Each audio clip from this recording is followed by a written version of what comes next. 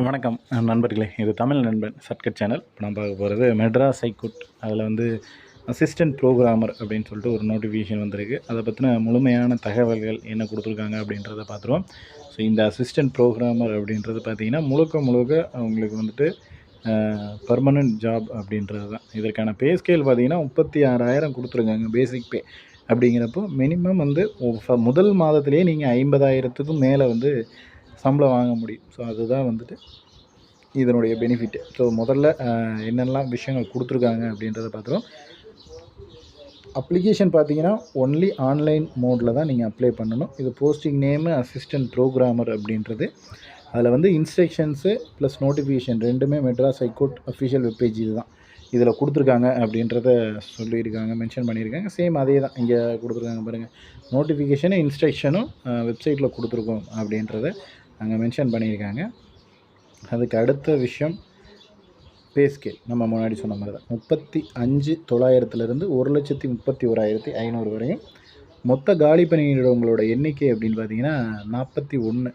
So இந்த 35,000 இதிலேருந்து பார்த்தீங்கன்னா உங்களுக்கு டிஏ ஹெச்ஆர்ஏ எல்லாமே சேர்த்திங்கன்னா ஒரு 20,000 வந்து வரும் எக்ஸஸாக. 35ங்கிறப்ப 55 சர்வசாதாரணமாக ஒரு 50,000த்துக்கு மேலேயே உங்களால் இது கொடுத்துருக்கிற செலெக்ஷன் ப்ராசஸ் எல்லாமே முடித்ததுக்கப்புறம் சாலிடாக 50,000 ரூபாய் சேலரி அப்படிங்கிறது வாங்கலாம். மொத்த பணியிடங்கள் 41 தான். அதை பார்த்துக்கிங்க. இதில் வந்து யாருக்கெல்லாம் வேக்கண்ட் இருக்குது அப்படின்றத வந்து தெரிஞ்சுக்கணும். இங்கே வந்து பேக்லாக் வேக்கன்சின்னு கொடுத்துருக்காங்களா. இது இப்போ பேக்லாக் வேக்கன்சியோட மீனிங் என்னென்னா, கடந்த முறை நோட்டிஃபிகேஷன் கொடுத்து அதில் ஆள் இல்லாத வேக்கண்ட், அந்த மாதிரி தான் இது. ஜென்ரல் டர்னில் கரண்ட் வேக்கன்ட்ன்றது இப்போ கரண்ட்லேயே எவ்வளோ கொடுத்துருக்காங்க அப்படிங்கிறது. ஜென்ரல் டர்னில் 6 காலி பணியிடம் அப்படின்றது.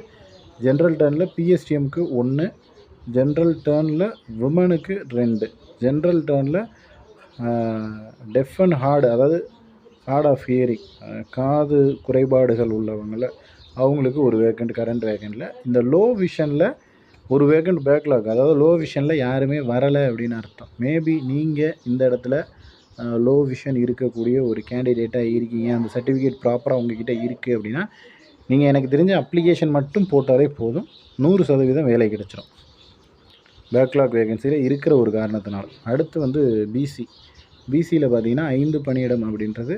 அடுத்து வந்து பிசியில் பிஎஸ்டிஎம்க்கு 2 பணியிடம், விமனுக்கு 2, அடுத்து விமன் பிஎஸ்டிஎம் 1. அடுத்து பிசிஎம்னா பிசி முஸ்லீம் ஒரு வேக்கண்டு, எம்பிசி டிசி 3 வேக்கண்டு, எம்பிசி டிசியில் பிஎஸ்டிஎம்மு ஒரு வேக்கண்டு, உமனுக்கு ஒரு வேக்கண்டு. அடுத்து உமனில் பிஎஸ்டிஎம் இதில் வந்து ஒரு வேக்கண்ட். அடுத்து எம்பிசி டிசியில் லோகோமோட்டோர் டிசபிலிட்டின்னு சொல்லுவாங்க. ஸோ அந்த கேட்டகரியில் இருக்கீங்க அப்படின்னா ஒரு காலி பணியிடம் அப்படின்றது வந்து இருக்குது. அதுவும் பேக்லாகில் இருக்குது. அப்படிங்கிறப்போ கம்பல்சரி வந்து நமக்கு ஒரு நல்ல ஆப்பர்ச்சுனிட்டி அப்படின்றது இது. அடுத்து வந்து எஸ்சியில் 2 வேக்கண்ட் பேக்லாக்லேயும் 3 வேக்கண்ட் கரண்ட்லேயும் மொத்தம் 5 வேக்கண்ட் வந்து கொடுத்துருக்காங்க. ஸோ அப்போ எஸ்சி கேண்டிடேட்ஸாக நீங்கள் இருந்தால் மட்டுமே போதுமான ஒன்று. ஸோ உங்களால் வந்துட்டு ஜஸ்ட்டு அப்ளிகேஷன் போட்டு அப்ளை பண்ணியிருந்தீங்க அப்படின்னாலே ஜாப் கிடைக்கிறதுக்கான சான்சஸ் அப்படின்றது இருக்குது. ஏன்னா பேக்லாகில் வேக்கண்ட் கொடுத்துருக்கிற ஒரு காரணத்தினால. அடுத்து எஸ்சியில் பிஎஸ்டிஎம் 1, பிஎஸ்டிஎம் இருக்கிற கேண்டிடேட்ஸ்க்கு பேக்லாக் வேக்கண்ட் அப்படின்றது ஒன்று கொடுத்துருக்காங்க. அடுத்து எஸ்சிஏல ஒரு காலி பணியிடமும் எஸ்டியில் ஒரு காலி பணியிடம், மொத்தமாக பார்த்தீங்க அப்படின்னா 41 பணியிடம் அப்படின்றது வந்து கொடுத்துருக்காங்க. ஸோ இந்த 41 பணியிடமும் எந்த மாதிரி பிரிக்கிறாங்க அப்படின்றத சொல்லியிருக்காங்க. ஸோ அதனால் அதை வந்து ஜஸ்ட்டு பார்த்துங்க. உங்களுக்கு வேக்கண்ட் இருக்கா, உங்கள் கம்யூனிட்டிக்கு வேக்கண்ட் இருக்கா என்ன அப்படின்றத செக் பண்ணிவிட்டு அதுக்கப்புறமா நீங்கள் வந்துட்டு அப்ளிகேஷன் போடும்போது அப்ளிகேஷன் போட்டுக்கலாம். ஒருவேளை வேக்கண்ட் இல்லை அப்படின்னா கண்டிப்பாக அதில் வந்து நிறைய ப்ராப்ளம் வர்றதுக்கு மேபி நல்ல ஹை ரேஞ்சில் மார்க் வாங்கி ஜென்ரல் கேட்டகிரியில் தான் போகிற மாதிரி இருக்கும். மற்ற எந்த கேட்டகிரியுமே உங்களுக்கு யூஸ் ஆகாது. இது எல்லாமே அப்சர்வேஷனாக கொடுத்துருக்காங்க, அப்ரிவேஷன்ஸாக. என்னென்னா பிசினா என்ன, எம்பிசினா என்ன அப்படின்றத அதை ஒரு முறை பார்த்துக்கிங்க. அடுத்து வந்து ஏஜ். ஸோ ஏஜ் அப்படின்னு பார்த்தீங்கன்னா எஸ்சி எஸ்டி கேண்டிடேட்ஸ்க்கு, பிசி எம்பிசி கம்யூனிட்டி வர கேண்டிடேட்ஸ் எல்லாருக்குமே 37. நார்மலாக ஜென்ரல் டர்னில் போடுறவங்க அதர்ஸ், அதாவது எந்த கம்யூனிட்டியாக இருந்தாலும் 37 வயசுங்க. அதுக்கு கீழே அதர்ஸில் ஜென்ரலில் போடுறீங்க அப்படின்னா 32 வயசு. ஸோ இதை தான் கொடுத்துருக்காங்க. எக்ஸ் சர்வீஸ் மேன்னா 47. For direct recruitment maximum age limit has been increased by 2 years. அதாவது ஜிஓ வந்திருக்குல்ல, அந்த ஜிஓவை பற்றி அவங்க மென்ஷன் பண்ணியிருக்காங்க. ஸோ எக்ஸ்ப்ளனேஷன்னு கொடுத்து ஒரு சில விஷயங்கள் அப்படின்றது கொடுத்துருக்காங்க. அதை ஒரு முறை பார்த்துங்க. டிசபிள்டு பர்சன் அப்படின்னா கம்பல்சரி நீங்கள் வந்து 40% டிசபிலிட்டி அப்படின்றது இருக்கணும். அதை தான் இங்கே மென்ஷன் பண்ணியிருக்காங்க. ஸோ அதுக்கான ஜிஓ இதெல்லாமே இருக்குது. ஃபார் எக்ஸ் சர்வீஸ் மேனுக்கு அதுக்கான டீட்டெயில்ஸ் அப்படின்றது கொடுத்துருக்காங்க. அடுத்து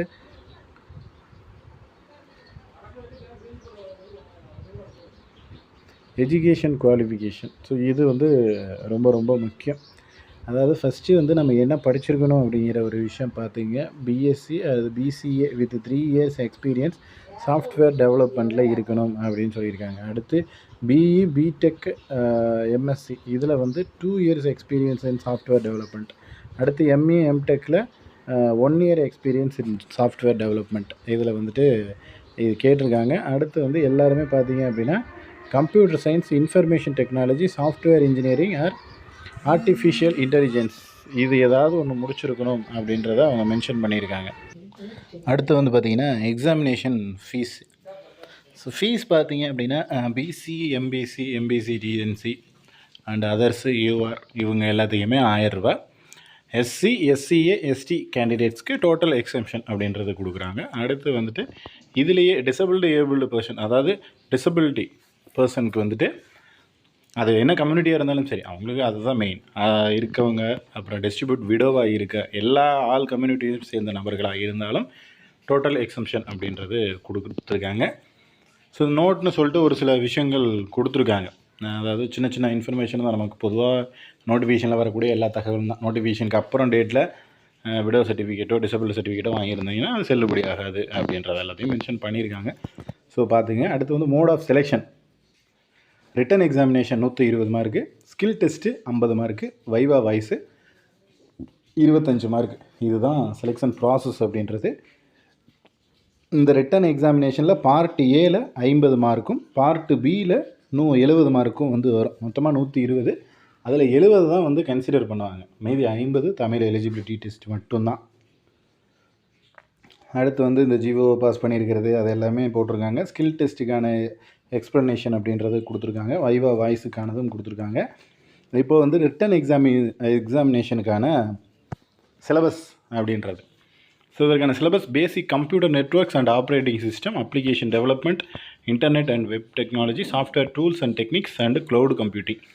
ஸோ இந்த 5 யூனிட் அப்படின்றது ரொம்ப ரொம்ப ரொம்ப முக்கியங்க. இதில் இருந்து மட்டுமே 70 மார்க்கு கேட்பாங்க. இதுதான் உங்களை வந்து ஃபைனல் கட் ஆஃபில் கூட்டிகிட்டு போகிறது. ஸோ இதற்கான மெட்டீரியல்ஸ் அப்படின்றது நம்ம ப்ரொவைட் பண்ணுறோம். இந்த 5 யூனிட்டுமே வந்து ஃபுல் அண்ட் ஃபுல் எல்லா டாப்பிக்குமே நீங்கள் வந்துட்டு எந்த டாப்பிக்கும் இல்லை அப்படின்றதுலாம் இல்லை. எல்லா டாப்பிக்கும் ஆல்மோஸ்ட் வந்து கவர் பண்ணியிருக்கோம். ஸோ 99% இதிலிருந்து மட்டும்தான் நம்ம கொடுக்குறதுல இருந்து மட்டும்தான் கேள்விகள் அப்படின்றது இடம்பெறும். இதற்கு முன்னாடி நடந்த விசி ஹோஸ்ட் அப்படின்னு ஒரு தேர்வு இதே மெட்ராஸ் ஹைகோர்ட்டில் டெம்பரவரி போஸ்டிங்லாம் நடந்துருந்துச்சு. அதில் வந்து நம்ம கொடுத்துருந்த மெட்டீரியல்லேருந்து ஆல்மோஸ்ட் எனக்கு தெரிஞ்சு ஒரு 80% ஆஃப் கேள்விகள் நம்ம கொடுத்ததுலேருந்தே இடம்பெற்றிருந்துச்சு. ஸோ அதனால் நம்ம இப்போ வந்துட்டு கொடுக்குறதும் மெட்டீரியல்ஸ் அப்படின்றது பார்த்திங்கன்னா ஃபுல் சிலபஸுமே கவர் பண்ணி தான் கொடுக்குறோம். அதனால் இதை மட்டும் நீங்கள் பார்த்தீங்கனாலே ஆல்மோஸ்ட் பார்த்தீங்க அப்படின்னா உங்களால் எல்லா நல்ல மார்க் வாங்கி ஸ்கோர் பண்ண முடியும். விசி ஹோஸ்டில் நம்மளோட ஸ்டூடெண்ட்ஸ் அப்படின்னு பார்த்தீங்கன்னா ஒரு 20 பேர்லேருந்து 30 பேர் வரையும் போயிருக்காங்க உள்ள. அண்டு அடுத்து வந்து பப்ளிகேஷன் ஆஃப் ரிசல்ட், அதாவது ஸ்கில் டெஸ்ட்லேயும் எக்ஸாமினேஷன்லேயும் வைவா வாய்ஸ்லேயும் வாங்கின மார்க்கை பொறுத்து ரிசல்ட் பப்ளிகேஷன் இருக்கும். So preparation of selection list part பியில் வாங்கின mark, skill test, viva voce இதெல்லாம். நேச்சர் ஆஃப் டியூட்டிஸ் அப்படின்றதும் கொடுத்துருக்காங்க. Place of posting Madurai and Chennai 2 இடத்துல இருக்கும். எக்ஸாமினேஷன் சென்டர் வந்து அது இவங்களை பொறுத்து மாறும். கேண்டிடேட்ஸ் அப்ளை பண்ணுறதை பொறுத்து மேக்ஸிமம் சென்னை மதுரையில் இருக்க வாய்ப்புகள் இருக்குது. கொஞ்சம் நிறைய அப்ளை பண்ணுறாங்கன்னா நிறைய சென்டர்ஸ் வந்து போடுவாங்க.